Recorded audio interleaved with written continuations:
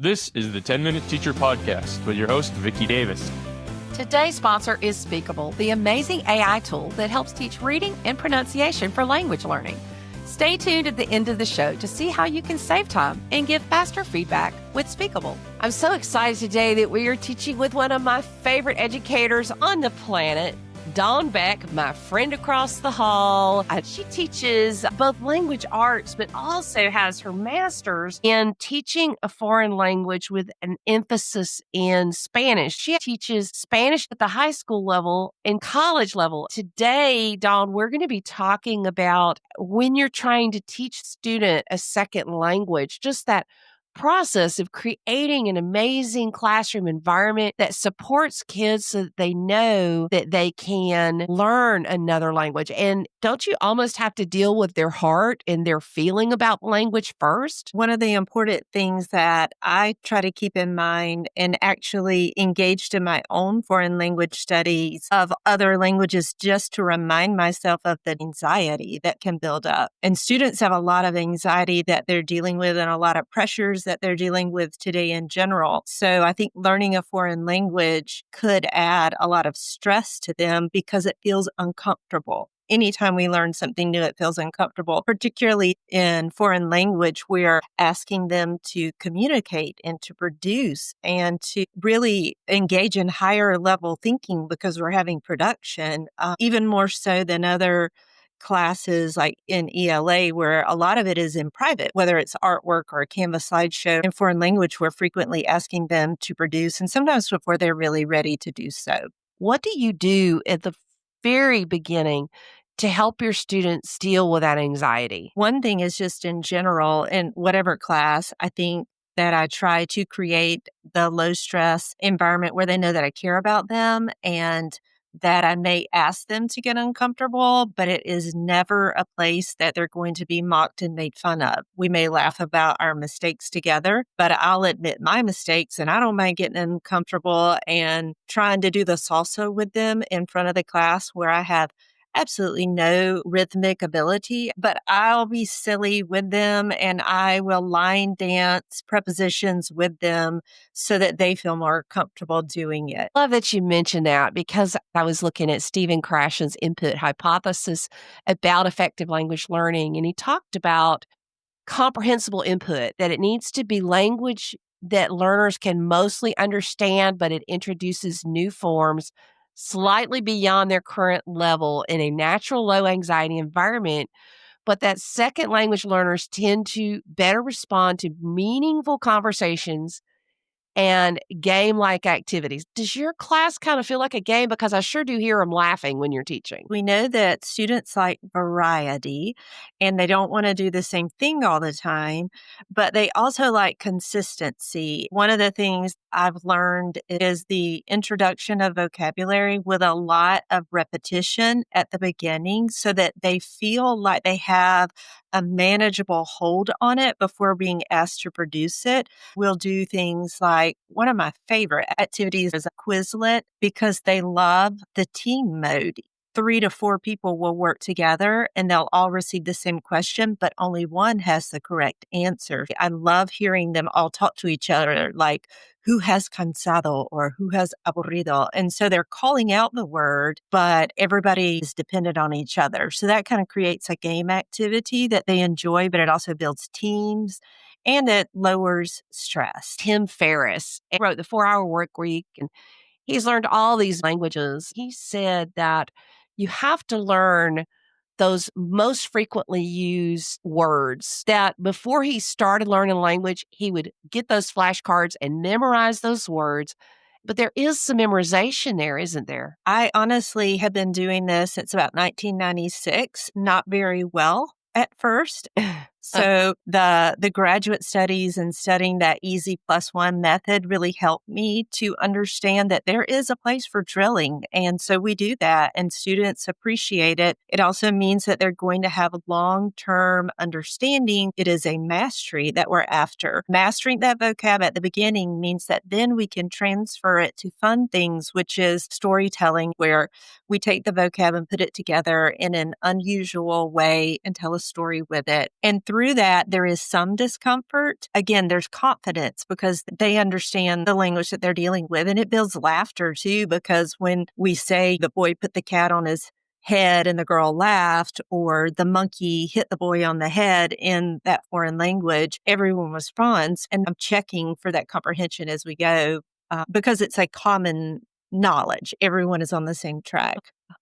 So basically, if they're laughing, that's your detector that they actually understood. Yes, we can check that way using pictures, retelling the story and allowing them to, again, take the story and reconstruct it in their own way in a humorous method. Those are fun things. We're trying to make the learning meaningful to them, but at the same time, it can be fun. We do a lot of movement and mini scavenger hunts. I like dictation, so I'll keep one student in the classroom and then post words in the hall, and they have to run outside, find a word, run back and repeat it to their partner. Things like that are fun, but also involve movement and engagement. So those are some of the things we do.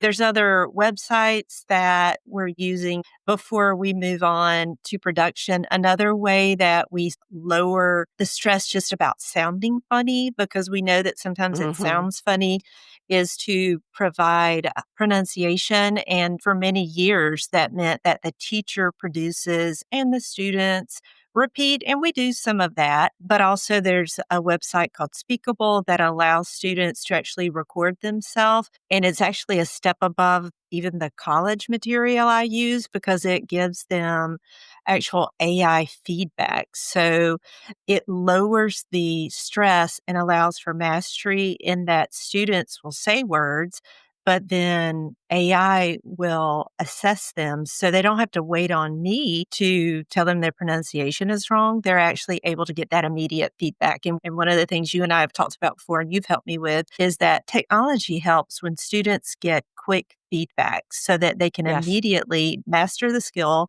and then move on to higher level, more complex things. That quick feedback with transparency. And you're actually mentioning something called CAPT, CAPT, Computer Assisted Pronunciation Training. So as I was researching for the show, there are a lot of people who think that accent matters most, but actually there's something called the intelligibility principle, that it's actually more valuable for someone who's speaking a language to be understood than it is for them to speak in a language. Because think about it. I speak with a Southern accent when I'm in my heavy Southern accent mode, and I'm teaching someone to speak English. Is it more appropriate for them just to be able to speak English or to speak English with a Southern accent? But then this new computer assisted pronunciation training, CAPT, has really recently come out.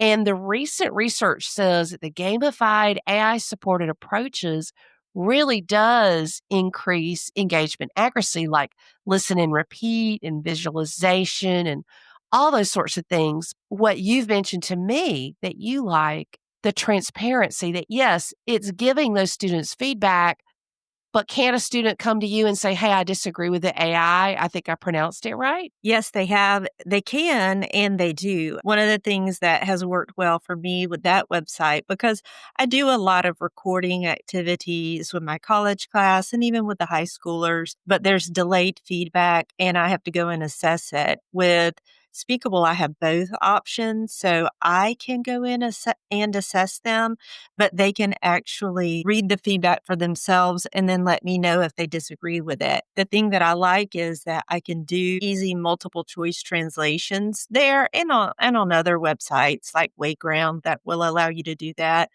But the nice leveled up thing about it is that not only am I having them repeat for pronunciation clarity, like you said, so that they're really focused on communicating, because that is our goal. We want to communicate and understand other cultures, but they're also able to take it the step further where I can build in essential questions for really meaningful communication.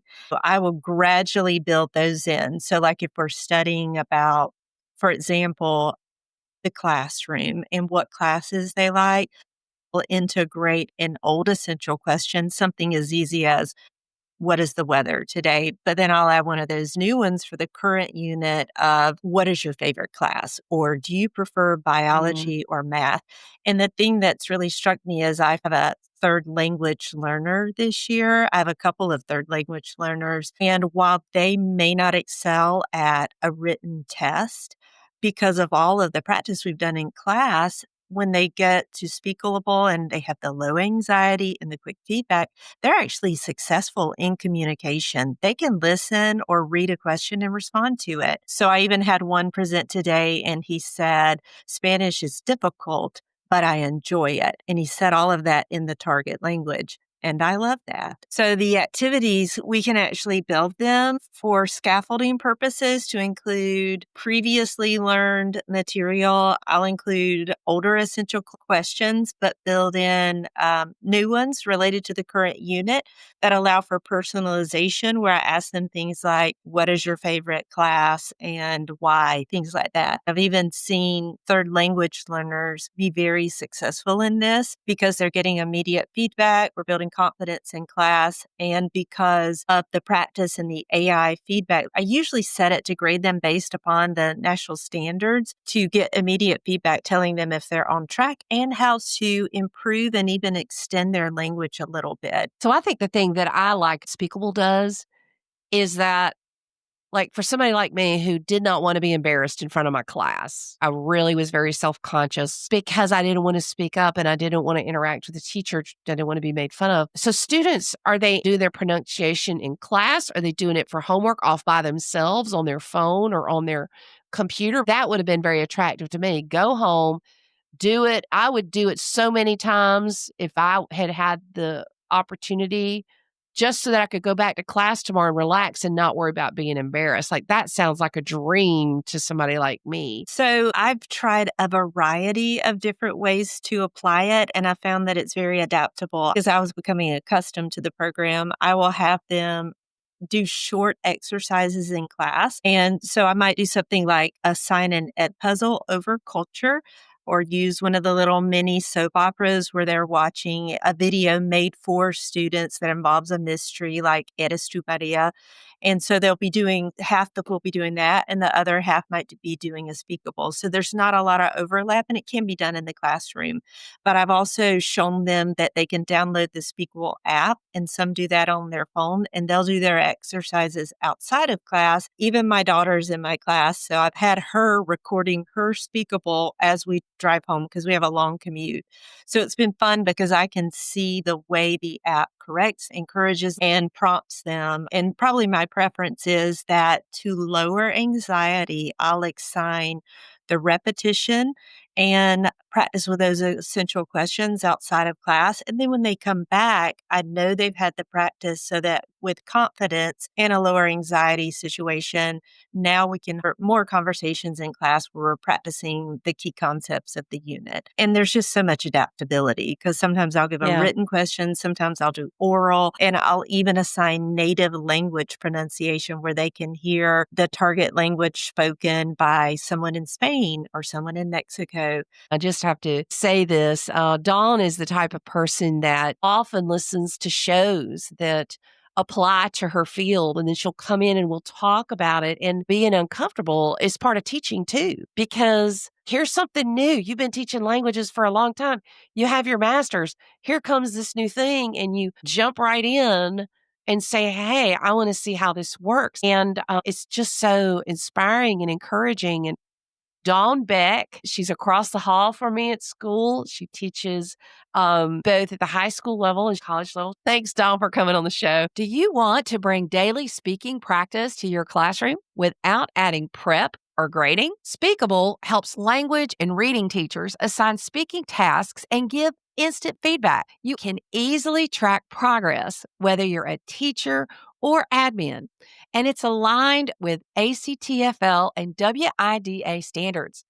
My friend and colleague, Dawne Beck, teaches Spanish 2 across the hall from me, and she's been testing Speakable. She's written a blog post that I've shared about the instant AI grading that has transformed her Spanish classroom, and it helps her students learn faster. If you want to explore how Speakable can work for you, go to coolcatteacher.com/speakable. That's coolcatteacher.com/SPEAKABLE. Sign up now to learn more and start improving your students' pronunciation and save time grading. Try out Speakable today. Thanks for tuning in to the 10-Minute Teacher Podcast. Watch the video version of this podcast and catch my new radio and TV show, Cool Cat Teacher Talk, on YouTube and a radio or TV station near you. Join my Cool Cat Teacher Classroom Matters newsletter at coolcatteacher.com/newsletter. Leave a review if you found this helpful. See you later, educator.